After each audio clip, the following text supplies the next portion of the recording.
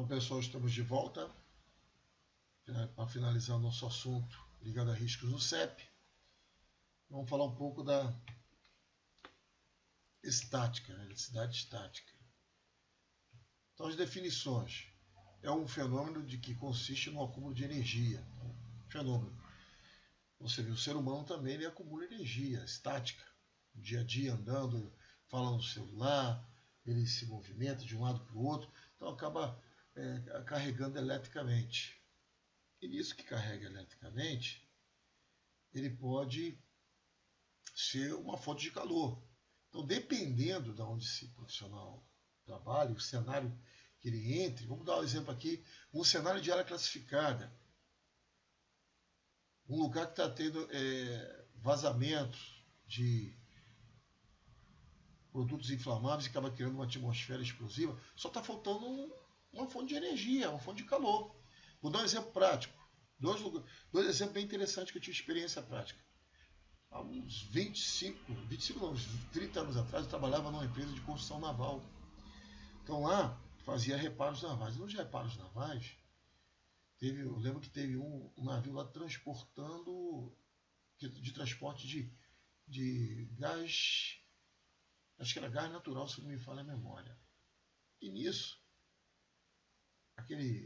quando embarcávamos dentro desse navio, nós tínhamos os que estavam entrando no navio para acompanhar a manutenção, tínhamos que pôr a mão dentro que tinha um desenho de uma mão, numa placa metálica que ela estava aterrada, para drenar, né, para descarregar a energia estática do corpo humano, né, descarregar a energia que o corpo tivesse acumulado ali, no seu dia a dia, para evitar que não se tivesse um acidente dentro daquela embarcação. Tive também uma outra experiência bem interessante, fazendo um trabalho de análise, avaliação de vibração numa empresa de táxi aéreo. E lá, fazendo aquele trabalho, nessa empresa, aconteceu que eu estava vendo um procedimento de abastecimento com com querosene de aviação.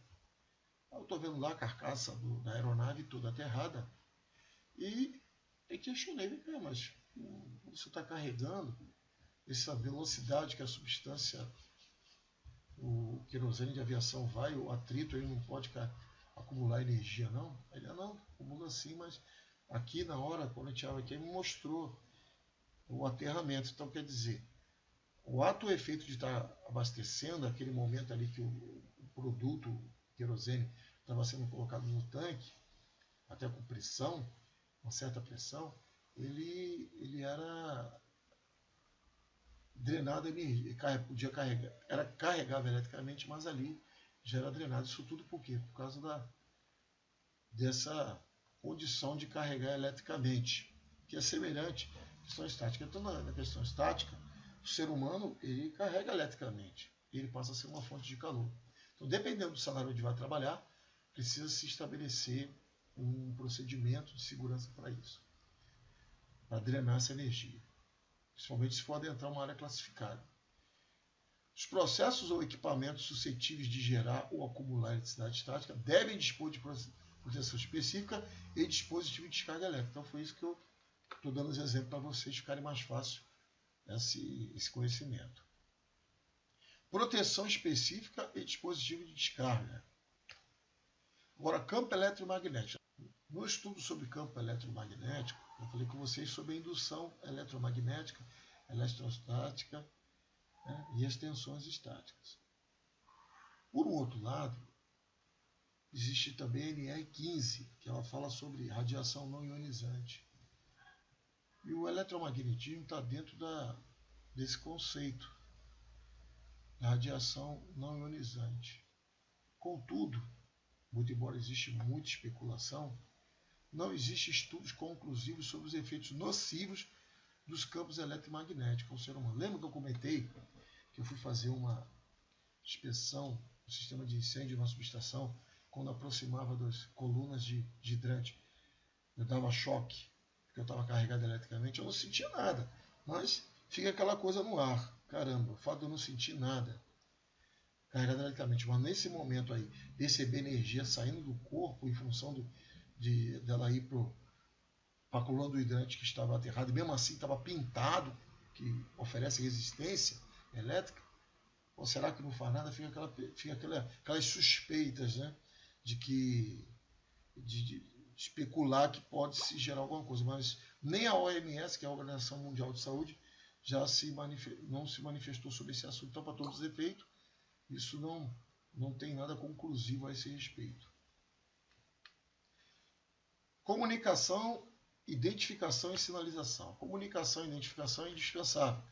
Tem nessa parte, nós estamos falando de riscos, né? Mas a comunicação é indispensável. Nós falamos em relacionamento interpessoal, tem a parte lá de comunicação que trata desse assunto. Então a comunicação é uma parte importante do controle de risco. Então tem muitos lugares que precisam ter rádio de comunicador para se falar, vamos fazer manobra.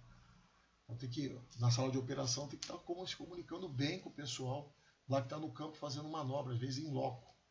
Sinalização. Então hoje a sinalização na elétrica ficou bem simplificada no passado. Antes da NR10 era o seguinte: chegava numa subestação, numa área que tinha uma atividade qualquer, estava lá sinalizado com fita zebrada. Aí ficava aquela pergunta, pô, mas ali está havendo uma intervenção, mas que intervenção é essa? É elétrica, é mecânica, é qual? É as duas? Não se sabia. Hoje você tem a sinalização laranja, que significa área desenergizada, e amarelo-limão, que significa área energizada. Então você tem material para sinalizar painéis, delimitar áreas, nessas cores. Então fica muito fácil. Hoje, de longe, você já identifica, já sabe que está tendo atividade com elétrica, mas em equipamento energizado ou desenergizado. Como já aconteceu também de ter uma delimitação de uma área que estava sinalizada laranja, indicando que estava desenergizada, mas ali dentro daquela área tinha um ponto que se mantinha energizado, que estava também sinalizada na cor amarelo-limão, que é a cor característica. Tudo bem? Então, a identificação do equipamento de circuitos elétricos, aí já está falando da sinalização do órgão de manutenção, para identificar o equipamento. Travamentos e bloqueios, aqui já é uma sinalização voltada para o homem de operação, uma parte com ele, e uma parte com o homem de manutenção também. Restrições e impedimentos de acesso, eu comentei sobre o acesso de uma área delimitada na parte elétrica, tem que ser para entrar e sair. Identificação de equipamentos, circuitos ou circuito impedido. Delimitação e sinalização de áreas para execução de serviço. Manter também uma certa distância para que partículas projetadas num eventual arco, explosão de arco, possa atingir quem não tem nada a ver com o serviço porque está passando por perto. Delimitação e sinalização de áreas de circulação de vias públicas, quando o serviço for feito em vias públicas. As empresas que fornecem energia elétrica para empresas e para o consumidor final, a população em geral, elas sempre estão fazendo serviço na rua, então precisa estar sinalizado também essas áreas de via pública, de veículos de movimentação de cargas. Então nós temos também um módulo de sinalização que fala sobre isso de maneira abrangente. São os riscos do CEP. Identificação de equipamentos ou circuito impedido. Essa é uma coisa muito importante, a comunicação. Máquinas e equipamentos. Aí vamos lá. As máquinas e equipamentos destinados ao içamento de pessoas para execução de serviços deverão ser dotados de dispositivos de partida e paradas múltiplos e outros que se fizerem necessários para a prevenção de acidentes no trabalho, especialmente quanto ao risco de acionamento acidental. Muito bem, vamos lá. As máquinas e equipamentos que utilizam ou gerarem energia elétrica devem ser aterrados. Agora, as máquinas e equipamentos devem estar na conformidade em relação à NR12 e seus 12 anexos. Boa parte da NR12 se refere à alimentação segura de máquinas e equipamentos em geral. E existe o anexo 12 da NR12, que se refere a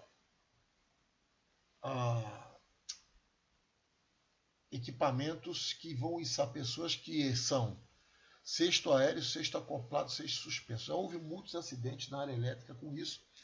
Esse tipo de equipamento, hoje o mercado está abastecido, mas é importante se atender os requisitos da NR12, pois ela define no anexo 12 tudo que precisa possuir, ser dotado os equipamentos de içamento de pessoas, que é o cesto aéreo, cesto suspenso, cesto acoplado. Nós temos diversos cursos de NR12, inclusive esse curso, está lá identificado no portal. Quem já tem experiência pode já fazer uma reciclagem TEAD, mas quem não tem experiência a gente pode fazer um semipresencial, então depende da necessidade da empresa, ou 100% presencial. E temos também esse do anexo 12 da NR12, que é específico para cesto aéreo, cesto suspenso e cesto acoplado. Dos riscos adicionais, que pode estar presente numa atividade com elétrica, ainda mais envolvendo CEP. E já sabemos que o CEP é o quê? Desde a geração de energia até a entrega no poste, seja para a empresa ou para o consumidor comum, o cidadão comum. Então, o que nós temos? Movimentação de materiais NR11. A NR11 trata disso, esse assunto, e eu sempre solicito treinamento. Acontecia muito na prática. Vamos fazer uma intervenção numa subestação. Aí vão locar lá um MUNC, ou um guindaste. Então, eu solicitava o treinamento baseado na NR11. Além disso, solicitava também um relatório ou até um laudo. O laudo só pode ser feito por um engenheiro, dando a definição, a conclusão de que a máquina ou o equipamento utilizado estavam com a manutenção em dia, em condições de uso, além do treinamento. Movimentação de máquinas e equipamentos da NR12, observar o anexo 12, cesto aéreo, cesto acoplado, cesto suspenso. Em subestação, muitas vezes não dá para usar a PTA, às vezes sim, às vezes não, depende do cenário. Então, se não for possível, usar a PTA, que é específico para trabalhos em altura e para levar pessoas fazendo o trabalho. Tem também esses outros cestos, mas eles precisam estar de acordo com as exigências do anexo 2 da NR12. Líquidos inflamáveis e combustível. Então, tem cenários elétricos que são inflamáveis. E para isso, se a pessoa vai trabalhar num ambiente desse, precisa ter também o curso de NR20. Um exemplo, como estamos falando de intervenção, manutenção. Então, a manutenção, a NR20 exige um treinamento de 16 horas. Então, precisa estar capacitado. Trabalhos em espaço confinado, mesma coisa. E o trabalho de altura, também a mesma coisa.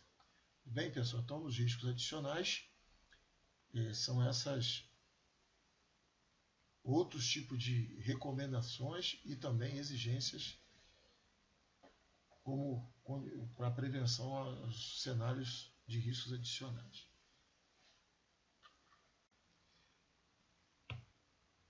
Resumo. Então, dentro do resumo, o que nós falamos? Proximidade com contatos e partes energizadas. Aqui, ó, tudo tem que estar nas caixinhas do cérebro. Indução, descarga atmosférica. Falamos. Estática, campos elétricos e magnéticos. Falamos comunicação, identificação e sinalização. Máquinas e equipamentos de maneira geral. E os riscos adicionais. Então, o resumo seria esse, pessoal. Desejamos bons estudos. Na dúvida, não fique com dúvida.